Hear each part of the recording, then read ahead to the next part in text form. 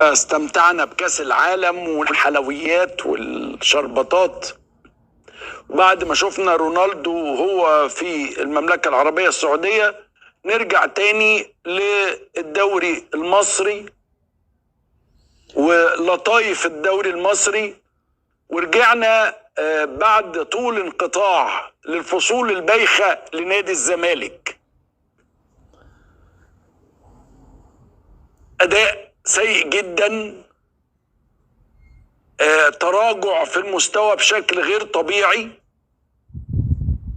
ورجعنا تاني للحظ غير الطبيعي للنادي الأهلي، القدرات غير الطبيعية اللي بتظهر فجأة، الاجوان اللي بتدخل كأن في شباك جوه الجون، حاجات غريبة كده.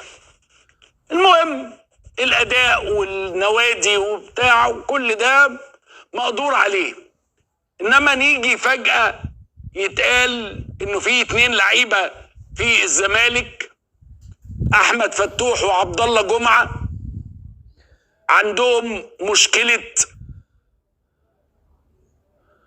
حاجات أنا مش حتى قادر أقول التعبير يعني. معانا الأستاذ أحمد جلال الناقد الرياضي. أهلا بيك أستاذ أحمد. اهلا بيك يا استاذ عمرو. طب انت مش قادر تقول الموضوع، اقول انا؟ طيب حاضر. قول انت. يعني انا مش عارف اقول ايه بصراحه. انا هتكلم من ناحيه المنشطات. منشطات. هنقول انها منشطات. طب المنشط الذي ذكر بشأن عبد الله جمعه احمد فتوح، ده ظروفه ايه؟ ده بيقعد في الجسم، هم بياخدوا طبعا عينات من الجسم وليس الدم، عينات بول، بيقعد حوالي شهر في الجسم. تمام؟ طيب هل ممكن ايقاف عبد الله جمعه او احمد فتوح اذا تم الكشف عليهما؟ بالمناسبه يعني وانا بقول لحضرتك الكلام ده، الوكاله الدوليه لمكافحه المنشطات ابدت انزعاجها الشديد لما قرأت تقارير صحفيه اجنبيه تتعلق بما قيل عن سنه اداره نادي الزمالك.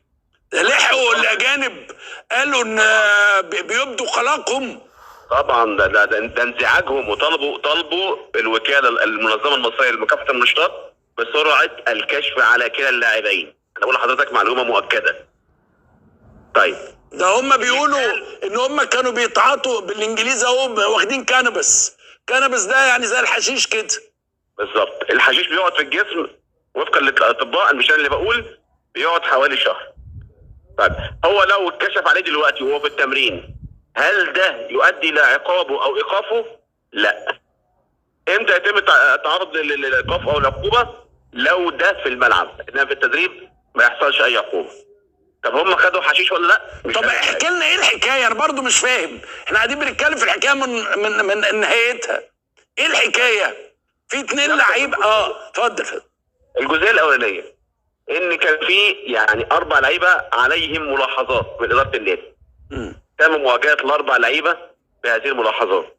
2 منهم يعني استجابوا، قالوا لا خلاص يعني هنعيد النظر في بعض امورنا. والاثنين التانيين اللي هم احمد فتوح وعبد الله جمعه. احمد فتوح قال ما نصه ما حدش ليه دعوه بيا الا في الملعب، كلمني في الملعب، غير كده قبل ما تكلمني كلموا بعض المسؤولين التانيين اللي انتوا بتتكلموا واللي انتوا مش مدينهم مسؤوليات وبيعملوا اكتر مننا ومحدش بيقدر يتكلم معاهم.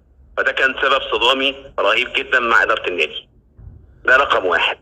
رقم 2 عبد الله جمعه لما لقى الموضوع كده فتقال له طب خلاص احنا هنبيعك للنادي المصري. فقال لهم مفيش كلام من ده، انا قاعد في الزمالك، اللي عايز يمشيني ببلاش. ثم ظهرت القصه اللي انا قلت، اللي انت حضرتك سمعت عنها بقى، ان هم تناولوا مواد مخدره او مواد منشطه. طب هو دي واحده.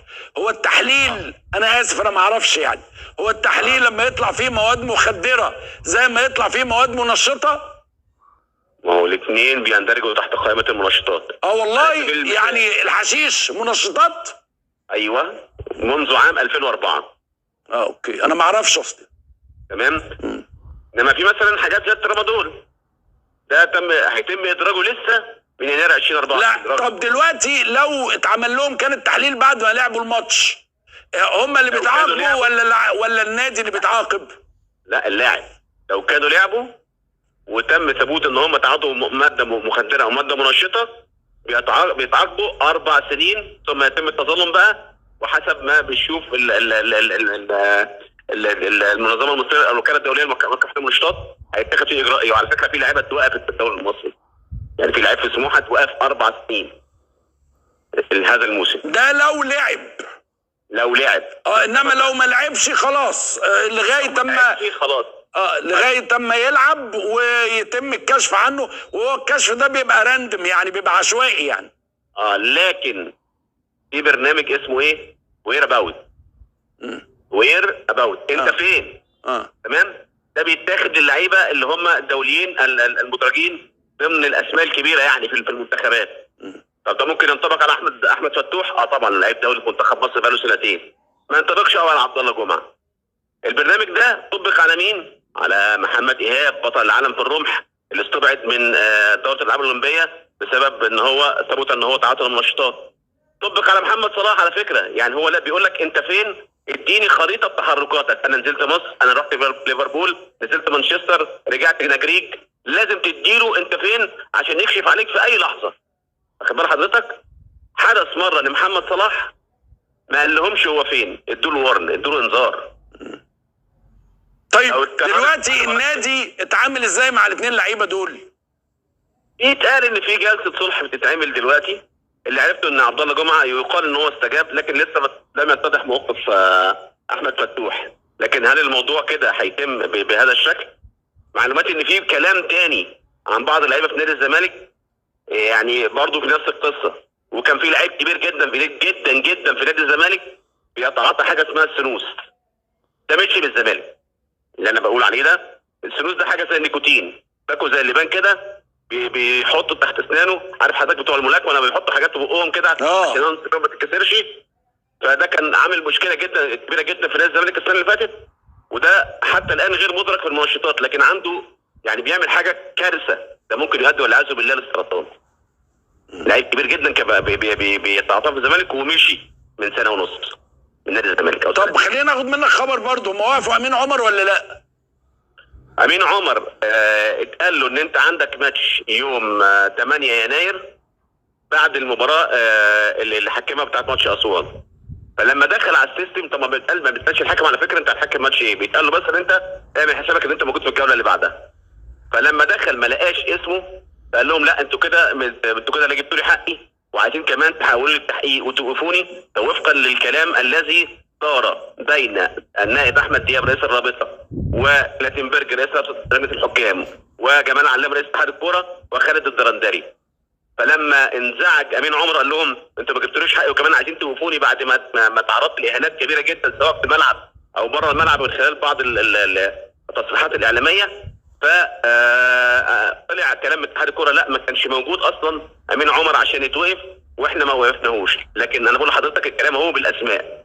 النائب احمد دياب قال للاسماء الثلاثه كلاتنبرج وجمال علام وخالد الدرندلي احنا بنمثل الانديه، ولو ما اعتذرش امين عمر عن البوست الايحائي اللي حط فيه كلمه وبس اعتراضا على العقوبات، احنا مش عايزينه يحكم، واحنا زي ما بنمثل الانديه وبنعاقبها زي ما تعاقب 1232 تقريبا مشجع من الزمالك بالحرمان من دخول مباراتين، احنا مش عايزين امين عمر يحكم. وبالتالي قالوا انه تم احاله امين عمر للتحقيق. الى الان لم يصدر اي قرار او لم يصل لامين عمر اي اشعار بانه محول للتحقيق او انه موقوف. لكن هي دي الحقيقه بالظبط، وقلت لك بالاسماء. وهو يعني عمل ايه صعب قوي؟ عشان قال بعد العقوبات اللي صدرت وبس.